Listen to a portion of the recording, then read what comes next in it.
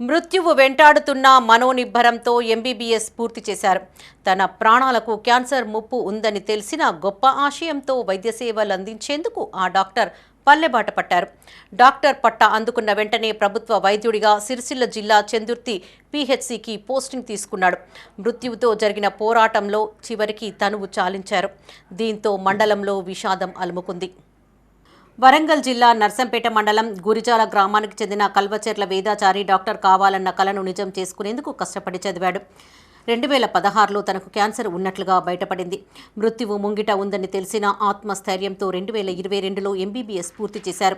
6 సార్లు కీమోథెరపీ చేయించుకున్న వేదాచారి 2024 డిసెంబర్ 10వ తేదీన రాజన్న సిరిసిల్ల జిల్లా చెందుర్తి పీహెచ్సి మెడికల్ ఆఫీసర్గా బాధ్యతలు తీసుకున్నారు. 4 నెలలుగా ఇక్కడి ప్రజలకు వైద్య సేవలు అందించారు. ఈ నెల 11వ తేదీన డ్యూటీలో ఉండగానే వేదాచారి స్పృహ కోల్పోయారు. హైదరాబాద్లోని ఓ ప్రైవేటు ఆసుపత్రిలో చికిత్స పొందుతూ బుధవారం తెల్లవారుజామున మృతి చెందారు. జీవితమనే యుద్ధంలో నిలబడి కొట్లాడదామనుకున్న క్యాన్సర్ వ్యాధితో శరీరంలో శక్తి తగ్గుతున్న పోరాటం సాగించాను. బ్రతుకుతానన్న ఆశతో ఎన్నిసార్లు వైద్యం చేయించుకున్న ఈ వ్యాధి మాత్రం నా సంకల్పం ఎదుట తలవంచలేదు. నన్ను ప్రతిసారి మృత్యువై వెంటాడింది. ఈ యుద్ధంలో నాకు మద్దతు ఇచ్చిన ప్రతి ఒక్కరికి ధన్యవాదాలు అంటూ డాక్టర్ రాసుకున్న మనసులోని మాటలు గ్రామస్తులందరినీ కంటతడి పెట్టించాయి.